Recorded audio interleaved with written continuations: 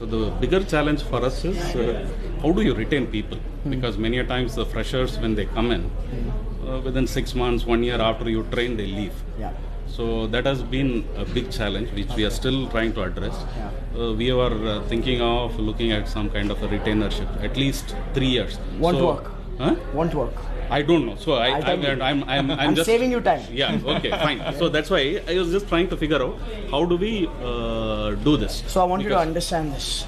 The world of business has seen 3 generations: the industrial revolution, the information revolution, and now we are in this revolution called the social revolution.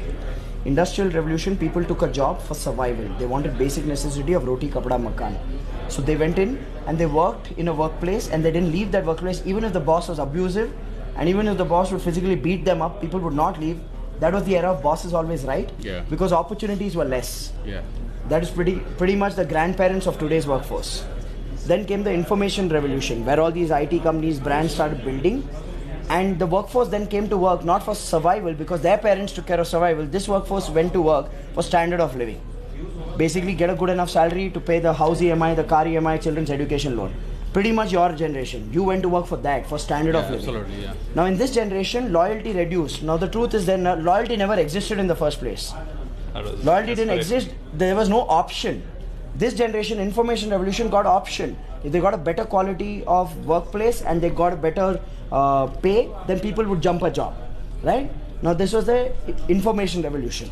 Then came the third revolution. After 2008's recession, information revolution died. Today information is available for free. You can learn coding on YouTube. You don't have to, it's no longer a hidden knowledge.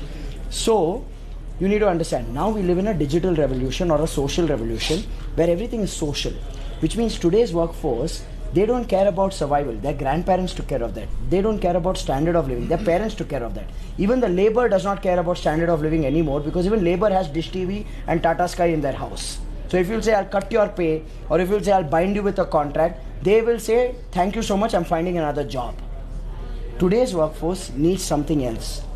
They want quality of life, not standard of life. Standard of life, parents took care. Today's workforce is thinking quality of life, which means quality of workplace, which means quality of job, quality of environment, quality of role, opportunity, learning and rewards, all of that. Unless you don't have a mechanism for that, you will always grapple with this retention.